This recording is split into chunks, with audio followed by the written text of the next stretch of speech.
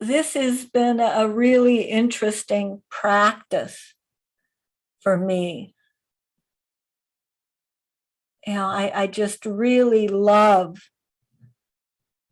what Bill and Susan suggested in making every transaction into a connection and really increasing my awareness of opportunities to connect with people as I'm out and about. And I have to share this story. I don't have to, but I really want to.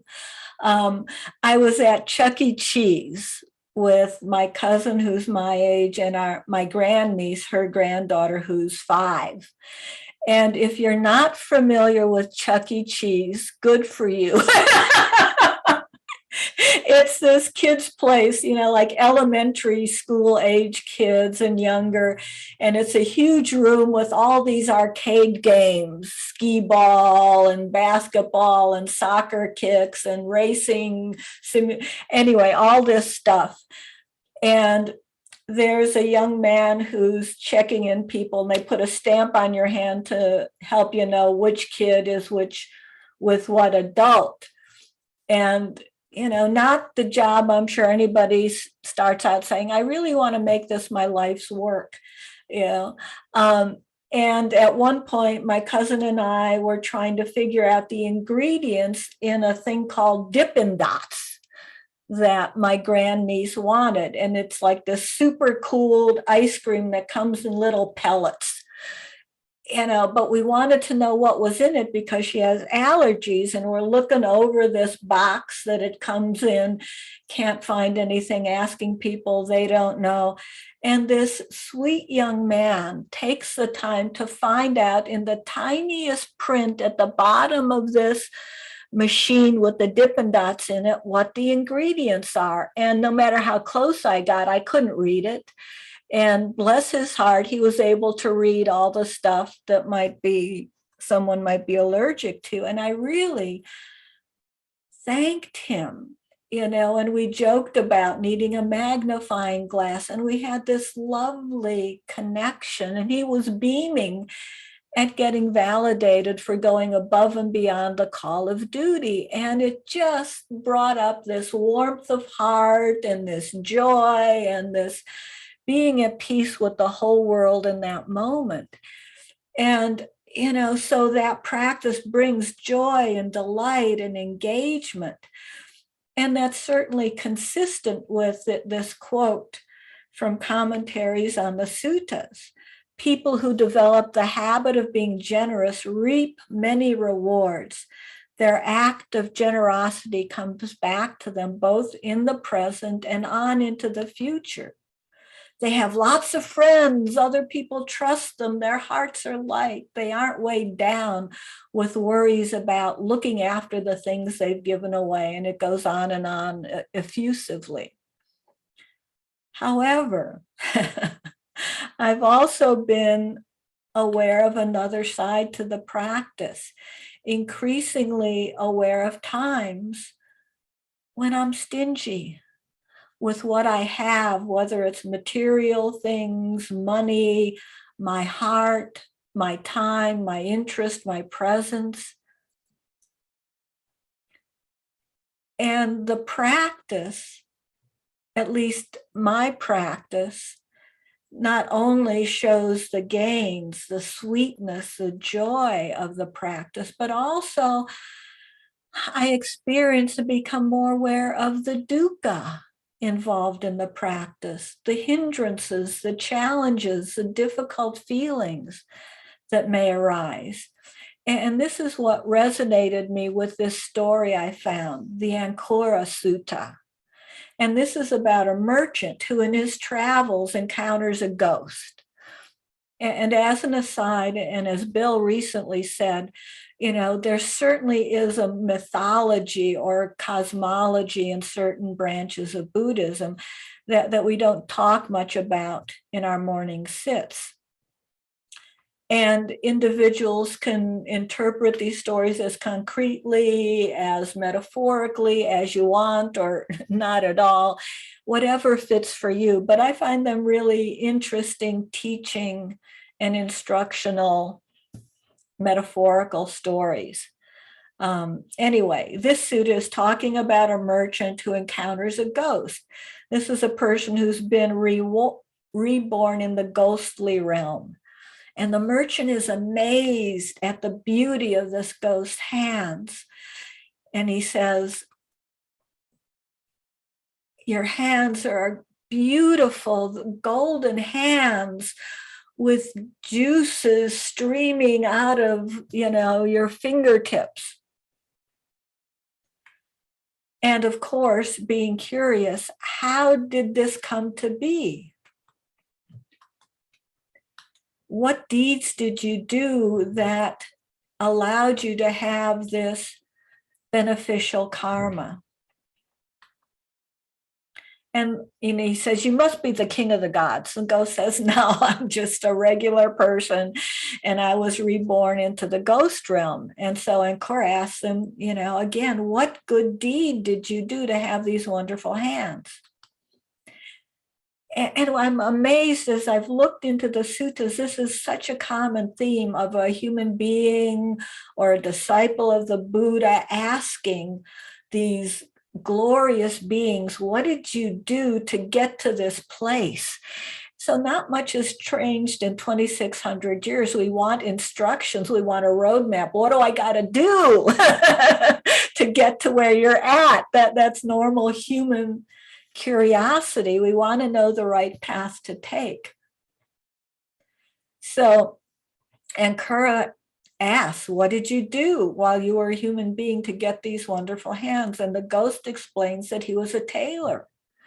And he really, didn't have an easy life and didn't have anything that he could give away generously, but he lived close by. His workshop was close by the home of this wealthy man who was a disciple of a Buddha who was very generous.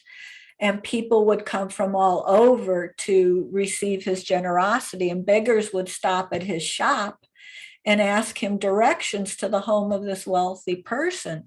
And he would point with his right hand and say, blessings to you. You should follow this direction. There is where the alms and the gifts are given out. And for that reason, he says, now my hand is golden and flows with sweet juices. So Ankura is really taken with this story.